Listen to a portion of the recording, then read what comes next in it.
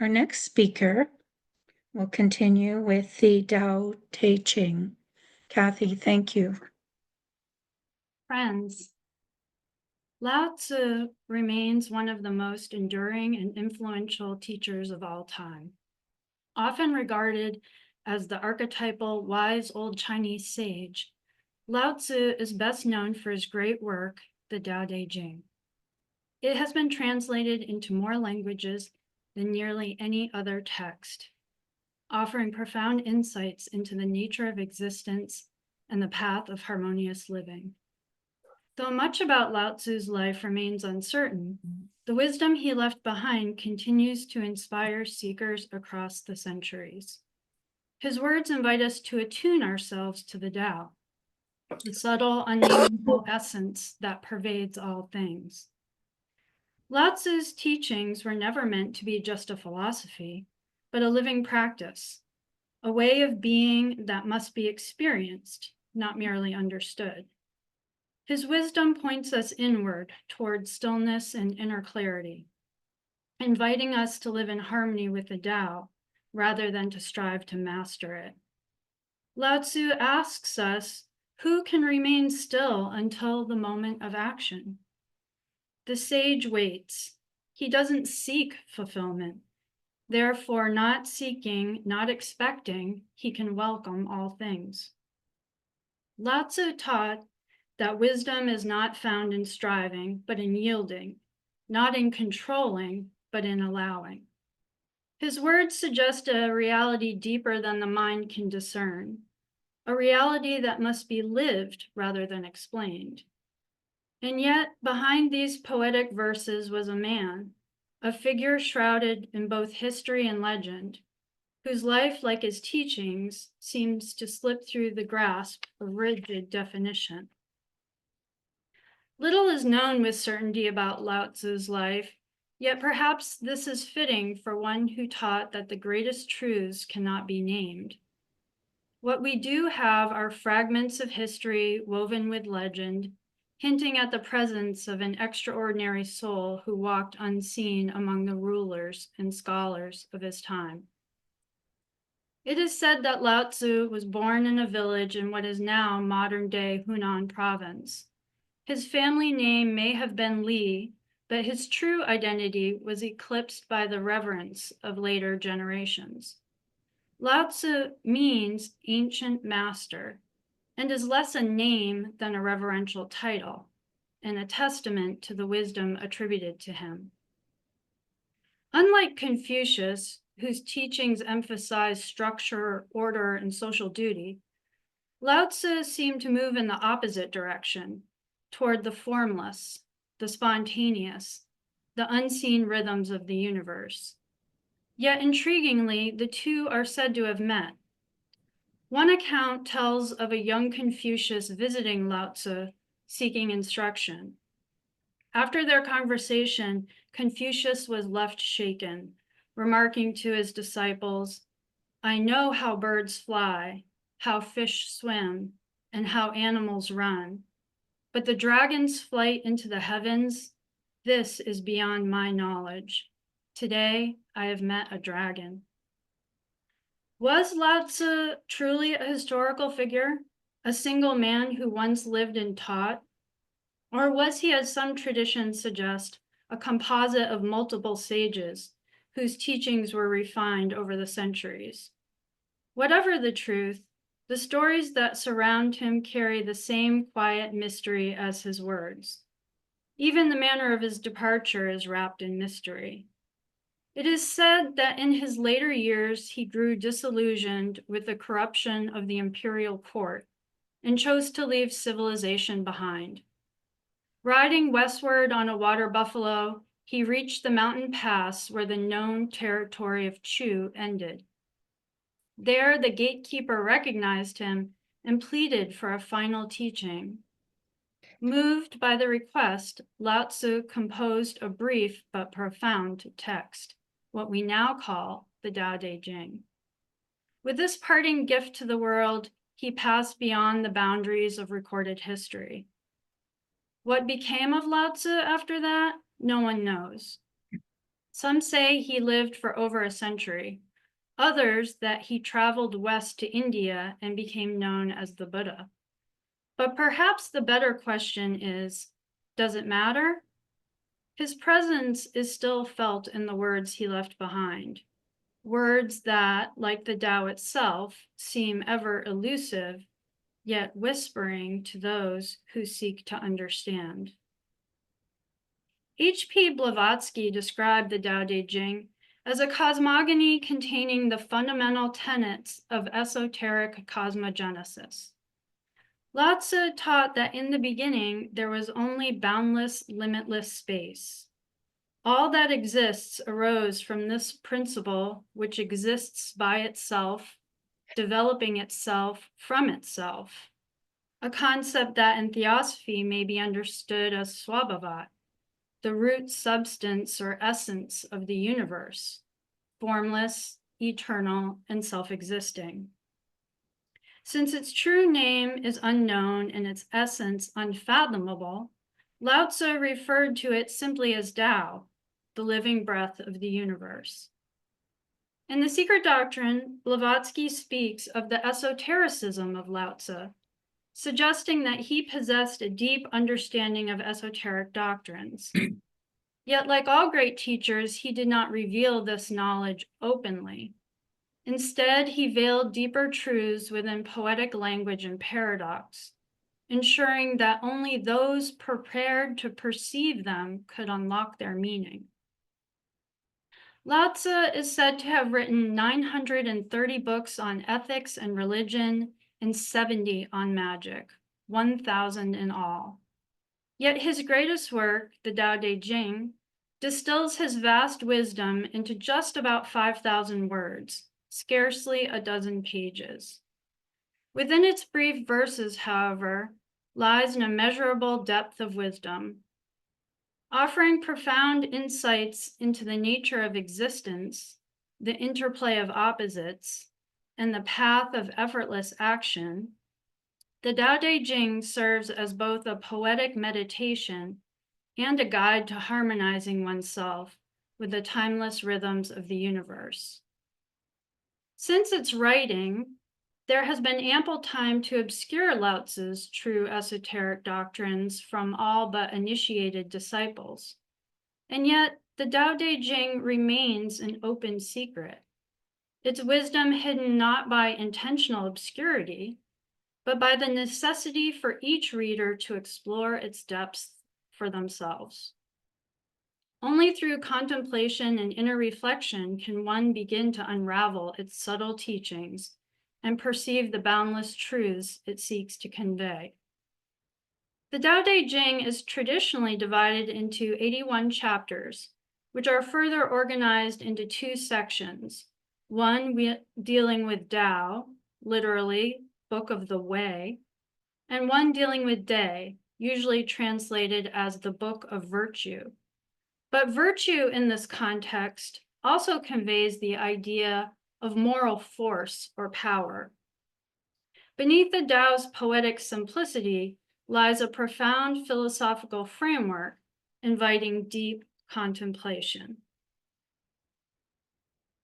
One of the fundamental ideas the Tao invites us to consider is that all of nature is unified, an expression of one singular, profound, and all-pervading principle. It cannot be fully described in words, but may be directly known through silence, stillness, experience, and intuitive awareness. Since the Tao is the source from which all manifestation arises, it lies beyond any category of thought we use to comprehend the world of form. It cannot be analyzed, defined, or confined within language. This truth is expressed in the very first lines of the Tao Te Ching, where Lao Tzu opens with these profound words. The Tao that can be told is not the eternal Tao. The name that can be named is not the eternal name. Nameless is the source of heaven and earth. The named is the mother of the 10,000 things. Desireless, one may behold the mystery. Desiring, one may see the manifestations. Though one in origin, they emerge with distinct names.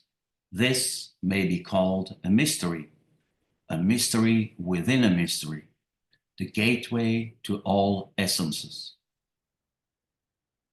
Lao Tzu deepens this theme, reminding us that the Tao cannot be grasped through the senses or the intellect.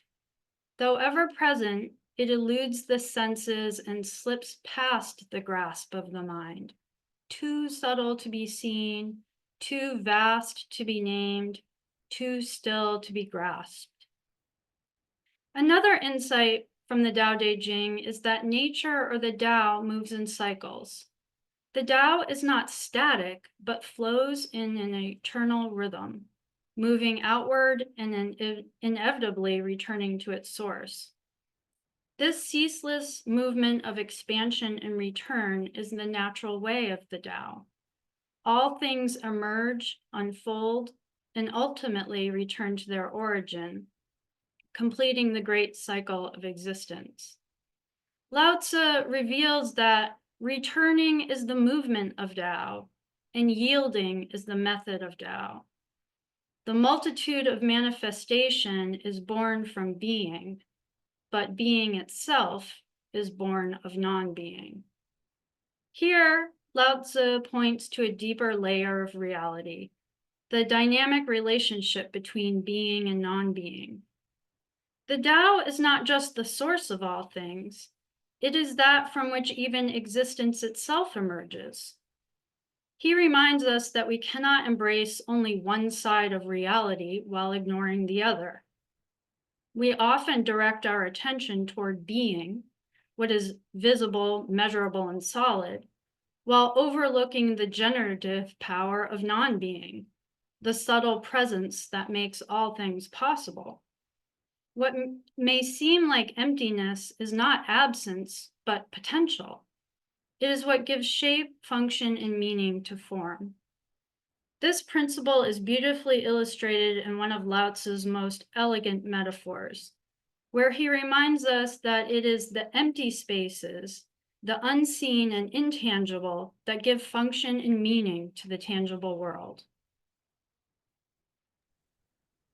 30 spokes share a single hub, and the central whole makes the cartwheel useful.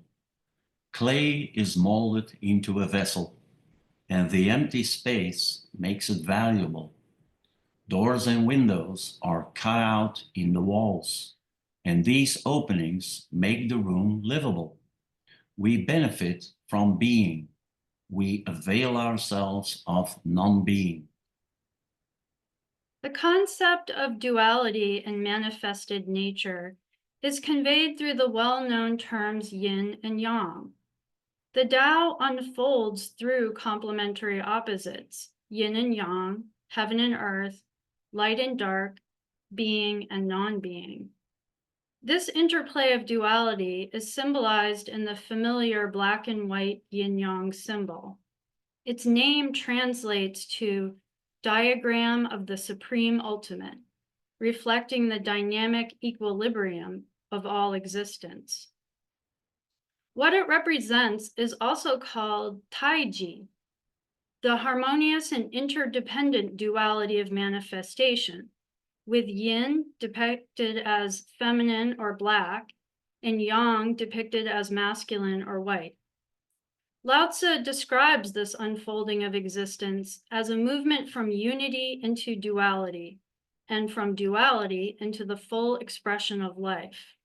Everything comes into being through the interplay of yin and yang. But where does this great duality originate? The Tao Te Ching suggests that before duality, there is something even more fundamental. Prior to Taiji, there is Wuji, the undifferentiated, limitless origin from which all duality emerges. Represented by a plain white circle, Wuji is Taoism's concept of emptiness or voidness. Yet Wuji is not mere emptiness or absence. It is the pregnant void, the quiet fullness out of which all forms unfold. As the voice of the silence puts it, the voidness of the seeming full and the fullness of the seeming void. Just as Wuji represents the boundless potential from which all things arise, it also points to a way of being, one that flows effortlessly with the unfolding flow of life. While Taiji gives rise to the world of opposites, Wuji is the stillness before movement, the silence beneath all sound. From this natural and spontaneous unfolding arises one of the most important principles in Taoism, that of Wu Wei, often translated as effortless action. Effortless action is not merely a technique, it expresses a deeper spiritual posture of impersonality, or action free from ego or attachment.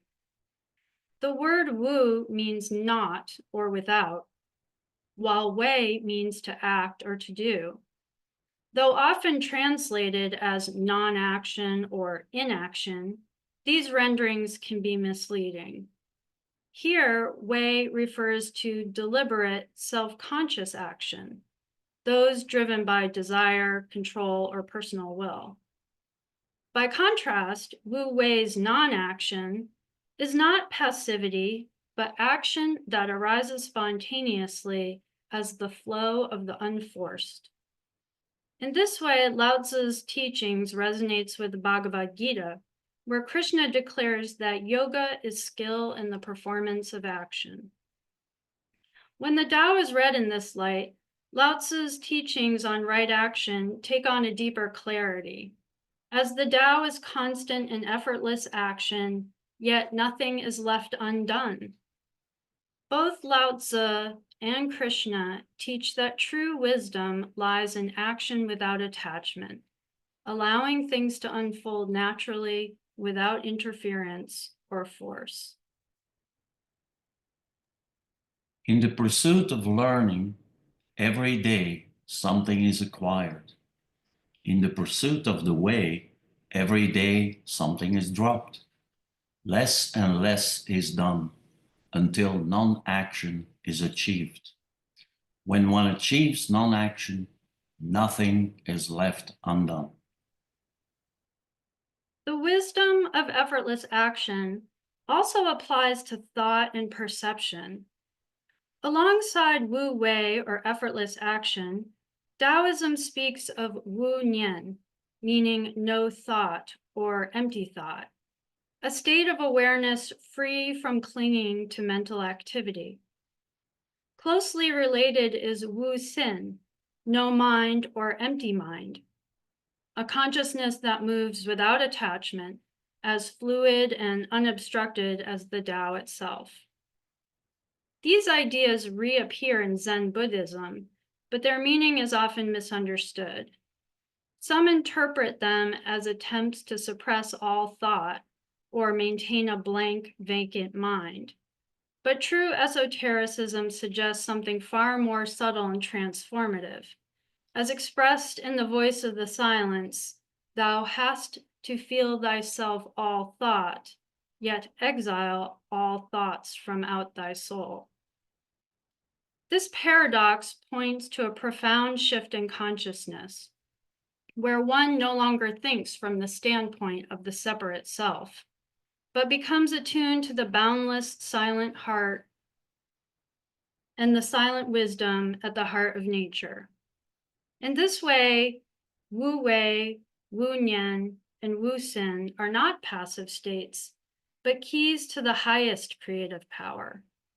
Perfection is for those that can master emptiness. Only nothing can enter into emptiness. To master this path is to become empty yet receptive and still, qualities essential to wisdom. Lao Tzu uses a number of rich metaphors to describe the Tao, comparing it to the female, an infant, water, a valley, a bellows, an uncarved block. Each image speaks to the same essential truth. Nature is humble, impartial, and without ego. It works best when it does not force, when it nurtures without expectation, and when it remains simple and unseen. We are encouraged to do the same. Nothing under heaven is softer or more yielding than water. Yet, for attacking the hard and strong, there is nothing better. It has no equal. That the weak overcomes the strong, and that the soft overcomes the hard, everyone under heaven knows, yet none are able to practice it. To live according to the Tao is not to strive or compete, but to act sincerely and trust the natural order. Emptiness and humility are not ideals to be forced, but states of being that arise when the ego is set aside. Hold firmly to tranquility while emptying yourself of everything else. Even though the Tao is empty, no amount of use will exhaust it. Though the Tao Te Ching is short, its meaning is subtle. Its wisdom is often hidden beneath simple language and paradox. Lao Tzu conveys this when he says his words are simple and easy to understand, yet no one understands them or practices them. Therefore, the sage carries his jade beneath a coarse woolen coat. The teachings also often reverse conventional thinking and ask us to look at the world with new eyes. Lao Tzu maintains that when the best student hears of the way, he practices it diligently. When the average student hears of the way, he half believes, half disbelieves it. When the foolish student hears of the way, he laughs out loud. If he didn't laugh, it couldn't be considered the way. this is why Theosophists return to this text again and again. Its truths are not given, but revealed, gently through paradox, poetry, and contemplation. One of those truths is the value of meeting life and others with an open and receptive heart. For example, the Tao says the sage has no fixed mind. Therefore, he treats with sincerity those who are sincere as well as those who are not sincere. Thus, sincerity is attained. Lao Tzu's teachings emphasize living simply, humbly, and compassionately, mirroring the Tao's quiet, nurturing nature. He says, I have three treasures that I hold and cherish. The first is compassion. The second is frugality. The third is humility. Being compassionate, one can be courageous. Being frugal, one can be generous. Being humble, one can become a leader. Now, trying to be courageous without compassion, trying to be generous without frugality, and trying to be a leader without humility will only lead to ruin. For what heaven wishes to preserve, it surrounds with compassion.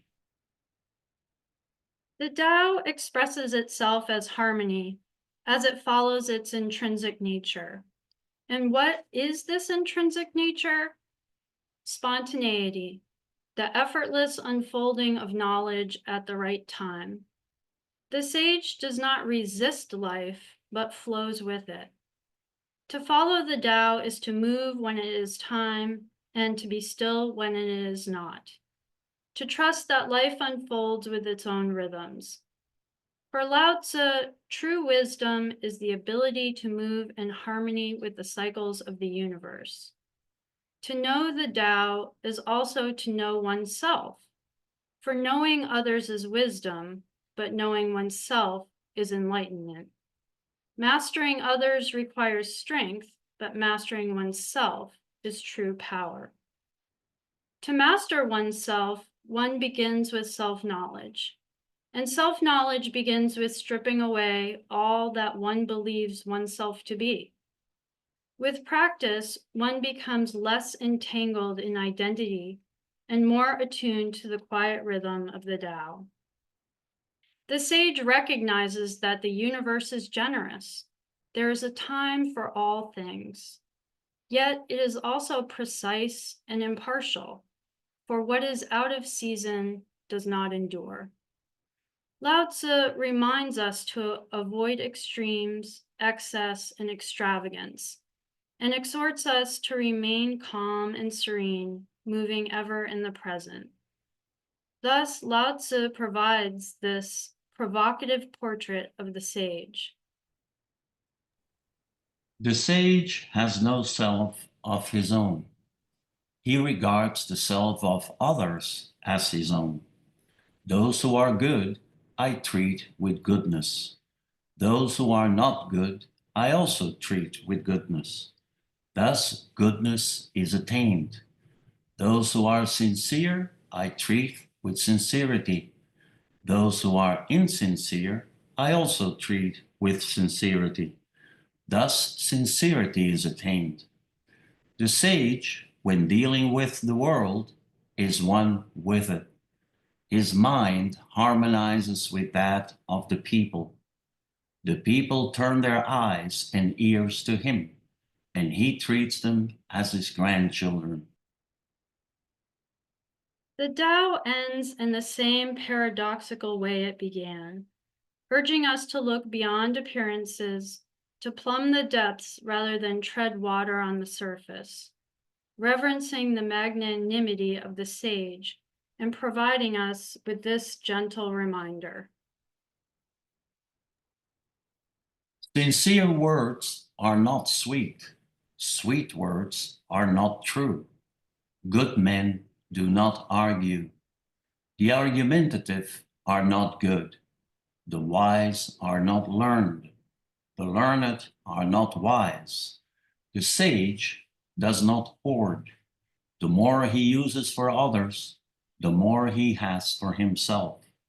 The more he gives away, the greater his abundance. The Tao of heaven is to help without hindering.